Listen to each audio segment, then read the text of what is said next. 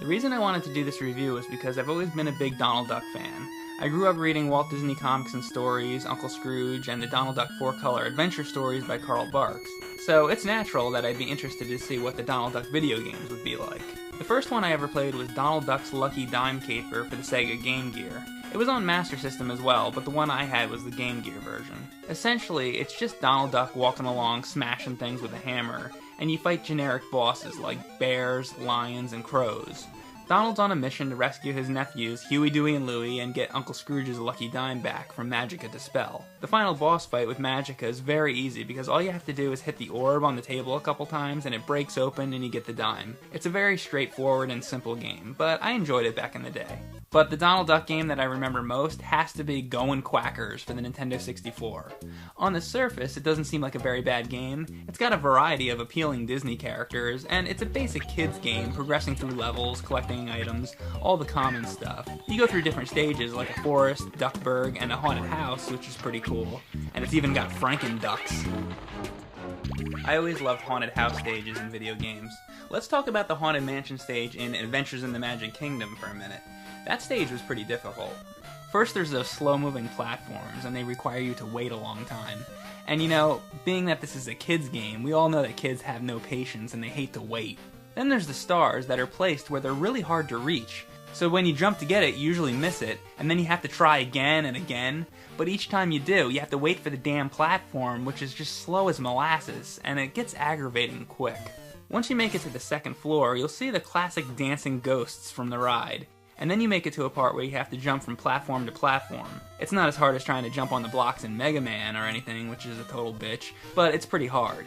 When you make it to the end of that, you think it's over, but then it takes you to the third level where you have to ride on a chair while books fly at you. This part is just ridiculous, and you have to be really accurate where you stand on the chair, too. For example, if you stand in the center of the chair when some of the books are coming at you, you won't have enough time to react and you'll get killed. But if you nudge yourself over a little bit, it'll give you that extra split second where you can land a hit on the book.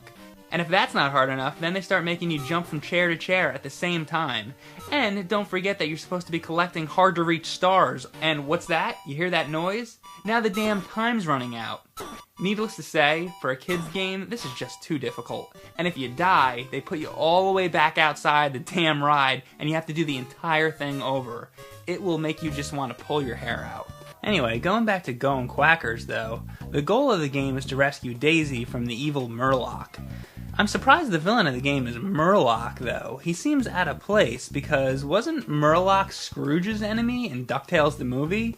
Donald Duck wasn't even in that movie, so having these two characters together seems really out of place. One problem with the game is how repetitive everything is. At first the game seems okay, but as it goes on you'll find yourself doing the same things over and over. After you've done the same thing a few times, it just gets monotonous and boring. Each area has 5 different stages and a boss fight to accomplish. 4 of the stages you can just automatically enter as you wish, but one of them is blocked off by a nephew. The nephew won't let you by until you found all his toys. What an asshole. Donald is his uncle. The kids should be helping him out, not blocking his path because they want their friggin' stupid toys. Donald should whip his ass with a stick and tell him to get the hell out of the way. The first objective is to look for the boss pieces in each stage. If you get 4 of them, it completes the circle to fight the level's main boss. That's pretty much the only objective you really need to even worry about. The second objective is to collect all the toys. If you do, the nephew will move the hell out of the way, and you'll be able to compete against some of the mini-bosses in a race. The third objective is to defeat all the time trials. Donald's cousin Gladstone challenges him to beat his best time, and this is one of the stupidest parts of the game for a few reasons. 1, doing the time trial is basically just a way for the programmers to make you feel like you're getting more out of the game than there really is. You're playing through the exact same stages that you just played through, so it's just like doing the same stuff over again, but you're trying to rush through. And if you complete all of these, you'll get something from Gladstone. Now here's the main reason they really screwed this up. If you actually got something good for doing all these time trials, it wouldn't be so bad. Like if the game designers would have included unlockable mini-games, for example, then it would have been worth it. But you want to know what the prize is for doing each level again? You get a change of clothes. Yeah, that's right. You get to have Donald dressed in a different shirt. Who cares? All that work just to get Donald to dress in a different friggin' shirt?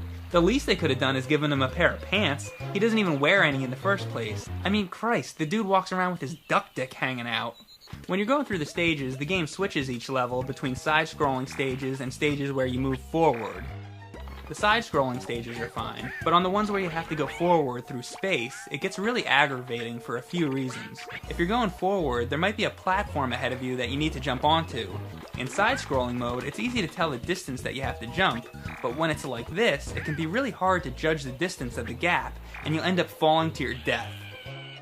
Worse than that, though, is when you have to backtrack on one of these type of levels. Sometimes, in order to get one of the toys, you'll need to touch a book first before you can grab the toy.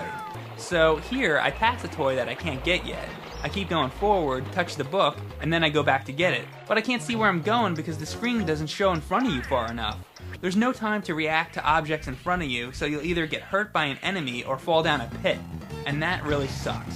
And you fight mini-bosses like Humphrey the Bear, and each of these mini-bosses you run away from, which is a pain in the ass because you can't see where you're going. One thing that stinks is it's 2 hits and you're dead. But collecting extra guys is very easy, so it's not like you can really lose this game as long as you just keep playing. And you know, the enemies, they just go back and forth. More work could have went into making them appear more lifelike. I think the boss battles are okay. The first boss fight is a giant chicken and he's really fat. But how can it fly if it's that heavy? And look at its attack. It's dropping its children down on Donald. Doesn't it care about its own offspring? That is one cruel cock. Later, there's a boss fight with Magic of the Spell, which is really challenging. So at least they do get progressively harder. Certainly a lot harder than just bouncing on her head like in the DuckTales game. In short, Going Quackers is a mediocre run-of-the-mill entry in the Nintendo 64 library. But it does have a few highlights. I did like that they included Gladstone because he's always been one of my favorite characters in the Duck universe. He's such a smug bastard, going through life getting all the lucky breaks. You love to hate him. And I think it's a shame that he's been so underutilized in video games. There was also a Donald Duck game for the Super Nintendo as well called Maui Mallard in Cold Shadow. Strange title, but Maui Mallard is basically just Donald Duck in a Hawaiian shirt. You switch from being Maui the detective to Maui the ninja. You can't just be the ninja though, which sucks. You have to collect yin-yang symbols to power up first. Yeah, Donald Duck is a ninja in this game. That is a pretty cool concept. The ninja's weapon is a staff, and the Hawaiian shirt Donald has a toy gun that shoots bugs. On the water stages, like the Flying Duck Man, you use the gun to propel yourself through the water. Because, you know, it's too far-fetched that this duck might actually be able to swim. It seems to me that Ninja Donald is far superior to when you just have the Hawaiian shirt. When you're a ninja, you have a bow that you can fight with, and it allows you to climb upwards and swing on things, which makes you just want to be the ninja all the time. So the Hawaiian shirt Donald seems kind of pointless. In some areas, you have to walk around in the dark with a light that never illuminates the area that you want, and it's frustrating not to be able to see in the room, especially when you're trying to collect treasure. And speaking of collecting treasure, I hate that you can't go back and get the treasure that you missed. There's doors and elevators that take you to different places in the stage, and if you use it before you get the treasure, that's it, you just can't get it now. So unless you know exactly what you're doing, there's no way to get 100% completion. And who's gonna know exactly what they're doing the first time through? I guess the idea is to make you do the stages over and over until you master it, but it's just not good enough of a game for you to want to do that. And the password system here is just awful. The way you obtain the passwords is by completing bonus stages. After I defeated the big spider boss, it took me to this room where you're supposed to travel upward while jumping off of clouds and bouncing off of stars, where you finally get a rocket or something. And if you get 6 of them, then they'll give you the password. But doing this is incredibly hard. For one thing, jumping between the stars is really hard to navigate, and if you mess up, you can fall all the way back down to the bottom. And you're timed too, so you have to do it quickly. But there's just like no way, it's so difficult. Why did they make it such a hard task just to get the password? Were they trying to prevent kids from getting the password so that they could sell extra guides with the passwords in them? Jeez. The second boss I got to was this group of ninjas that keep respawning, and the last group of them were a bunch of ninja ducks that are all black, and they look exactly like Daffy Duck. I'm sure it had to be intentional to sneak a Daffy-like enemy in there, just so that Donald and Daffy could fight each other. I'll give the game this much. The music and graphics are really well done, but other than that, I just really didn't care for it that much. Now, there were other games out there that had Donald Duck in it, like Kingdom Hearts, World of Illusion, and Deep Duck Trouble, but if you're looking for a really good game featuring Donald Duck, I'd say go for Quackshot on the Sega Genesis. In this one, Donald goes around the globe, Indiana Jones style, searching for treasure. What's cool about that is you collect different abilities as you go. At first you start with a plunger weapon that just shoots enemies, but later you'll be upgraded to a plunger that you can climb walls with. and you'll be able to get a bubble weapon to blow up walls and get other upgrades. You travel all over the world to Duckburg, Mexico, Egypt, and other locations, my favorite of course being Transylvania, where you have to fight Dracula. This game has it all: nice graphics, good music, and solid gameplay. It's not just a good Donald Duck game, it's a good game in general, and I recommend it to any gamers who are into Genesis games. The only thing I find a little strange is that the main villain is Pete, where normally I associate him with the Mickey universe. I think the gang of thugs in this game should have been the Beagle Boys, but whatever. It's a great game regardless, and it's the best Donald Duck game out there.